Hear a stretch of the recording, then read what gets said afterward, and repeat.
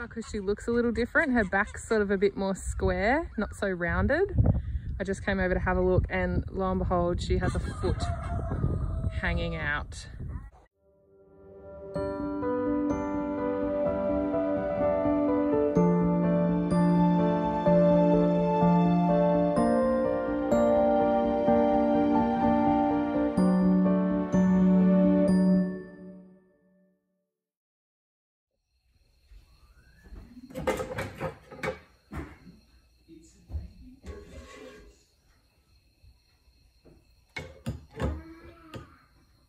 Not worried, but I am a little concerned that she hasn't passed her afterbirth yet.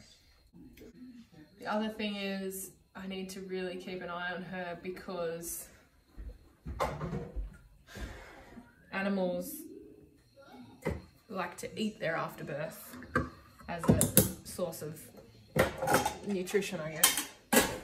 So I need to really keep a close eye on her because if she does deliver it and then eat it, I won't know that she's had it. So just going out every sort of 20 minutes to make sure she's okay and checking up on her till she delivers that afterbirth, and then I'll just check on her every few hours. She's just delivered that afterbirth. Now I just want to sort of keep an eye on her that she's not bleeding too much. Just make sure everything's going back to normal. Sorry for the visual. But that's afterbirth. She is bleeding a little bit, like fresh blood, but it's not too much, so I'm not too worried. But I just wanted to keep an eye on her to make sure that she did pass that afterbirth, and she has, so that's good. And now I'll just keep an eye on her every few hours just to make sure she stops bleeding.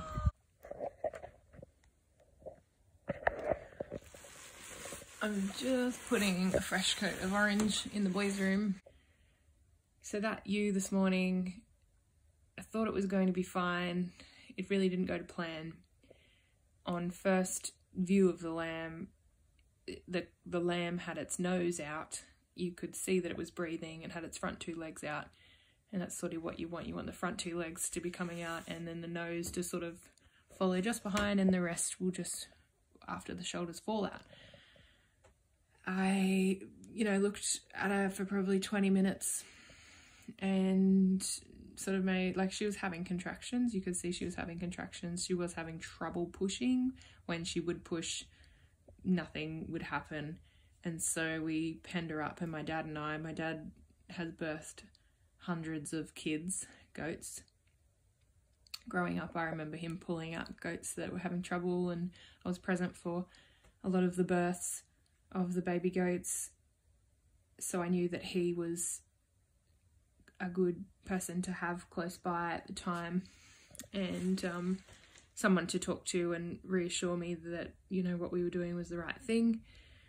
So we laid her down and just observed her for a little bit longer.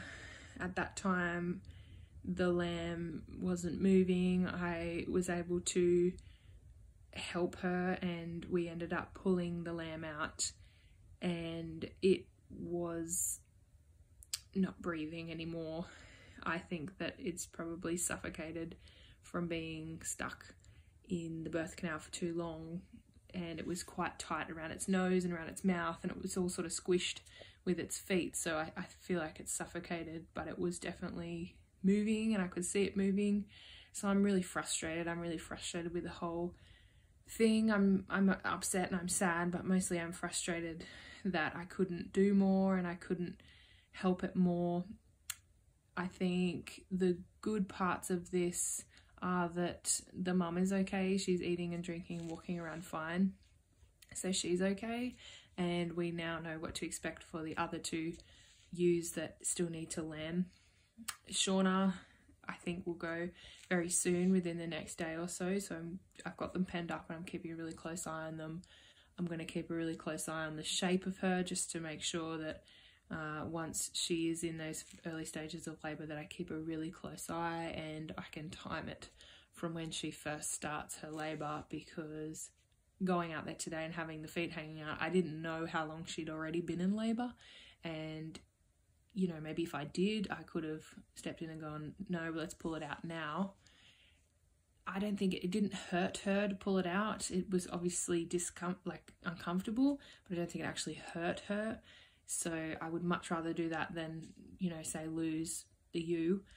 And unfortunately, there is a percentage of death rate in lambing. So all these ewes, it's their first time lambing, and that in itself brings a bit of risk because they don't know what to expect and they haven't done it before.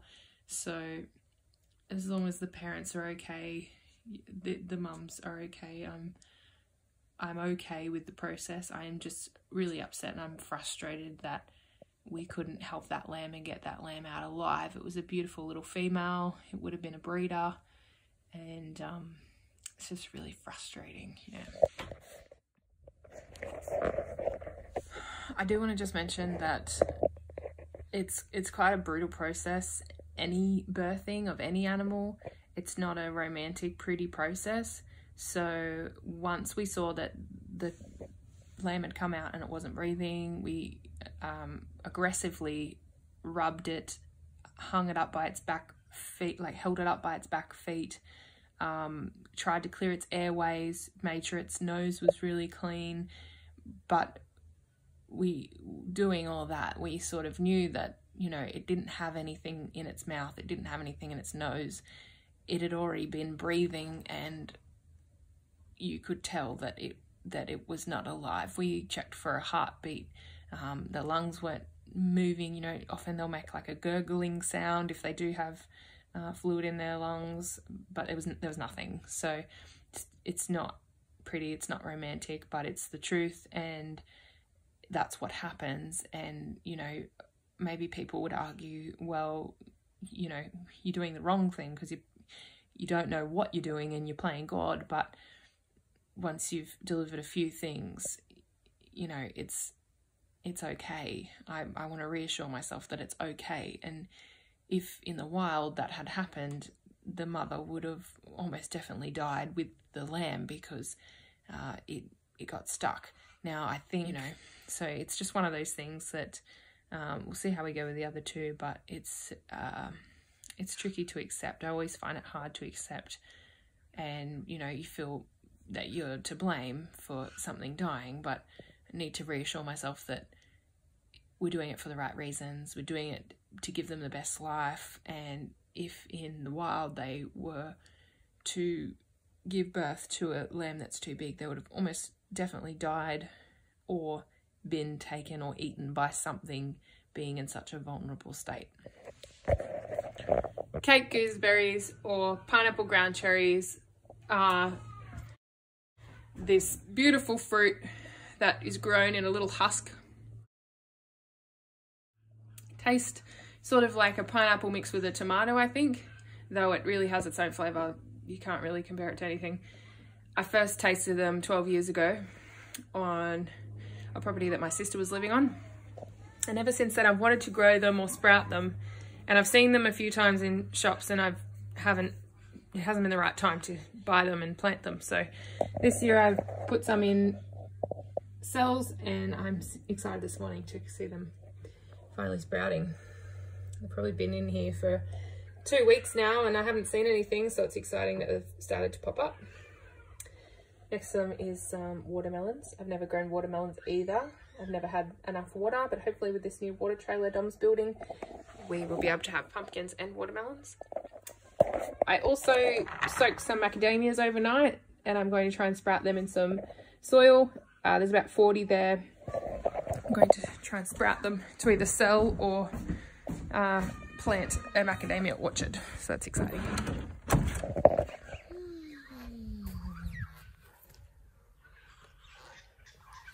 This spot here is going to be a berry patch.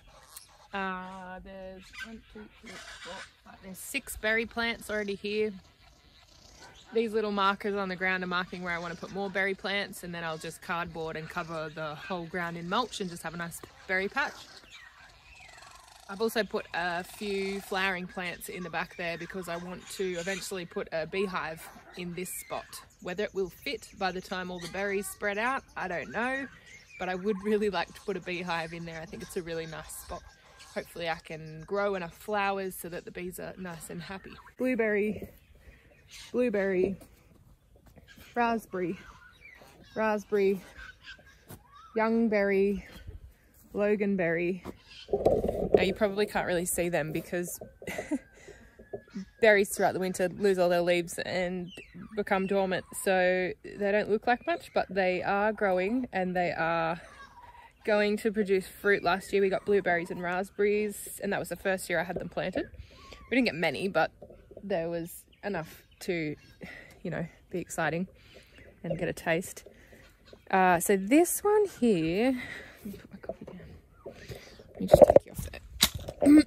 This one here is a raspberry, and I planted 2 different raspberries just to see how they would go. Now they got planted at the same time, and this one here you can see on all around has already sent out all these big runners, and the main canes are actually starting to sprout as well. So where's that sprout? Right there. So this is interesting because I don't know whether I should leave that. It always excites me when things spread because it's like, oh, well, we'll get heaps, you know, heaps more fruit. But, you know, in the case of, say, strawberries, you're supposed to cut the little runners off because you want them to produce nice big fruit. And if they produce runners, they won't produce nice big fruit. The other thing I wanted to show you guys over here. Ta-da! You want to say hi? Hi. What are you in? I'm in the tree house. You're in the tree house. What's the best thing about your tree house? Binoculars and one of these. Your binoculars and the shade. Is that right? Yeah. Cool. Can I have a look at your binoculars, please? Wow. Toilet rolls. Love it. How did you get up there, Eddie? I put my chippies up here. You put your chippies up there? And I stepped on that wall. Stepped on that little spot right there. Is that right? Yeah. Cool. Good job.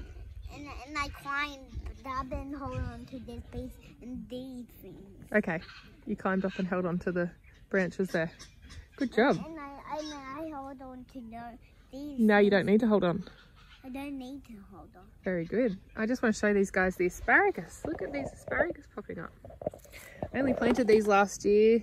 I believe these might be the purple variety. I planted purple, and there's white over there. Now the white aren't doing so well. I can't actually see any sprouts yet, but this garden was a bit of an experiment actually. We just sort of hedged it, and then it was just green waste that we got from the tip.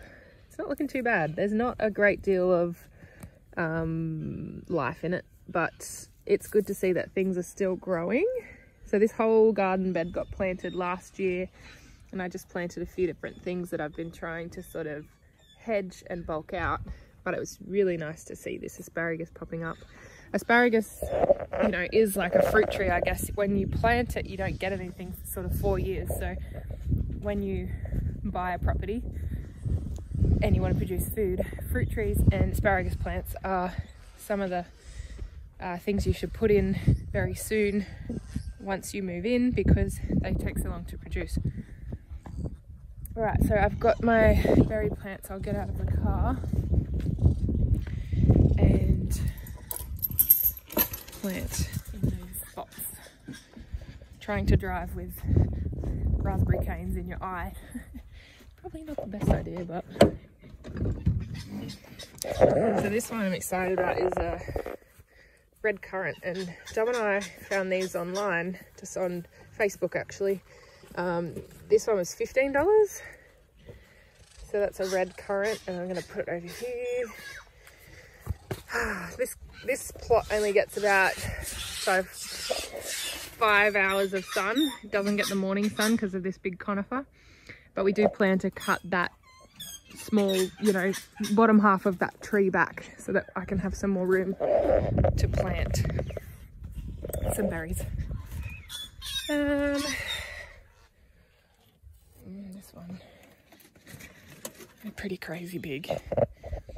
I'm gonna have to get some stakes for these guys just for some support.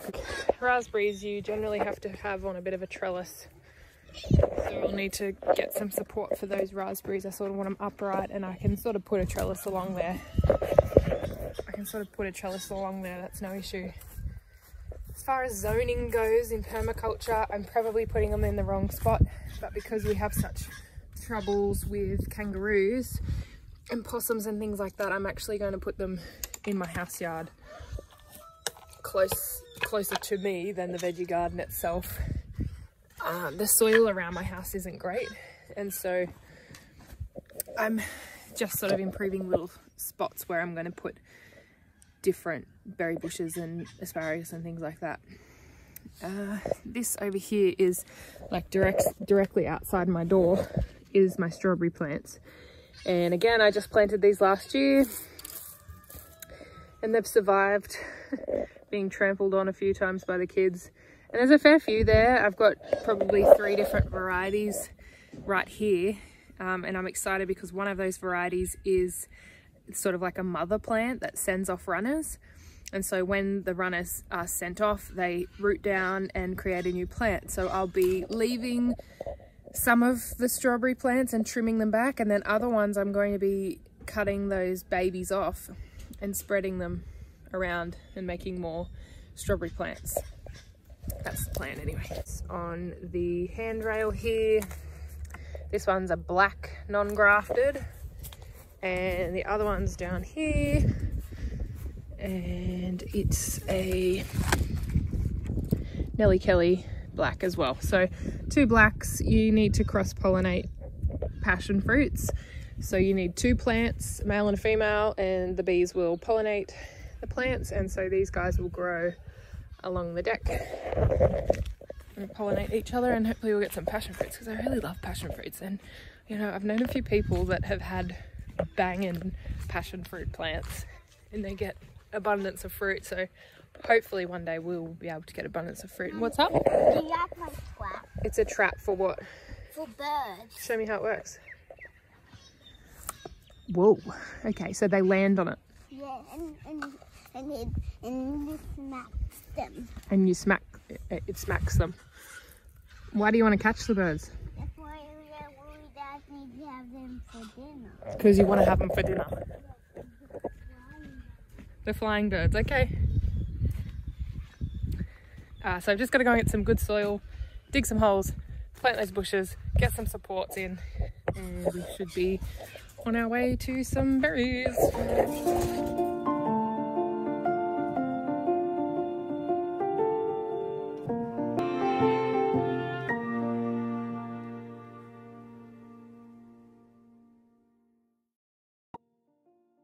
Don't touch it, it's very sharp and it'll cut you. What's all that grass doing here? What's all the grass doing here? Came out of the hole. Some silly person put it in a hole.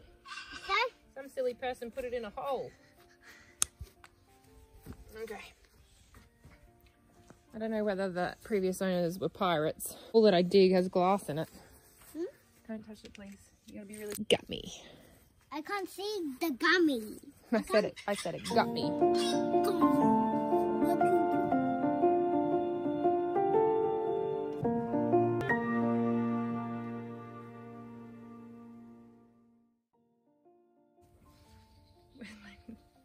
You take my little tie wire?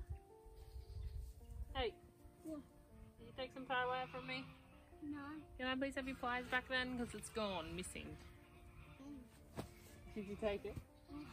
Where's your pliers? Bring it back. Eddie, please can I have the pliers? Eddie? Ed? Holy moly. Please. Thank you. No, Mom. Now I know with berry bushes, you're supposed to cut back the new growth from last year and just leave the main canes. So I'm pretty sure that's right. They look really tall, maybe because they're old. I honestly don't know, but they're all sprouting all up and down the canes, so I'm just going to leave it. And when I bought them, she's like, oh, we just took them out of the garden yesterday and put them in these pots, and they were tiny little pots on these massive plants. So I was like, oh, I hope they work. But for $10, I'm just going to take that risk.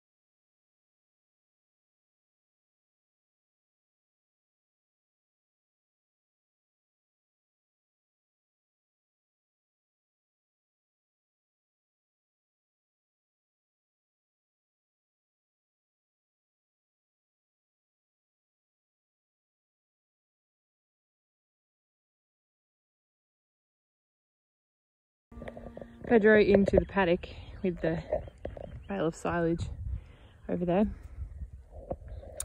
And Bear, Pedro, he likes to just explore his social options. He's been hanging out with the horses.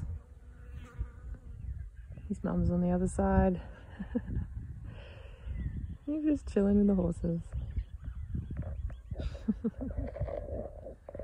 Yesterday he was in that paddock over there with that bale, and there's horses over there that he was hanging out with. Today he's decided to go into this paddock and just hang out. Me, I have the task of picking up cow poo in the lane.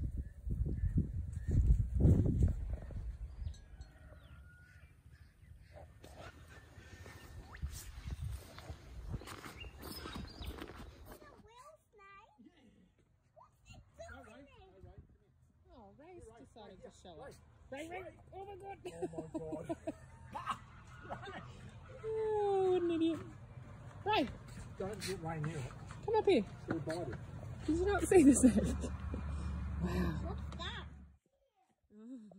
Creepy.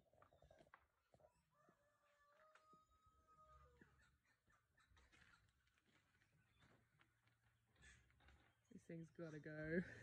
So creepy. It's right there, Ed.